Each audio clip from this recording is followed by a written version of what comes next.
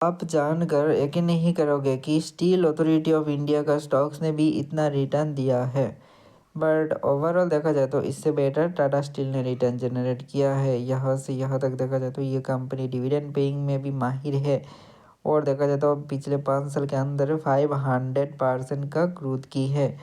यहाँ पर भी देखा जाए तो 54,000 करोड़ का मार्केट साइज भी है सेल का स्टॉक्स में। यहाँ पर भी देख सकते हो कि किस लेवल का है ग्रोथ।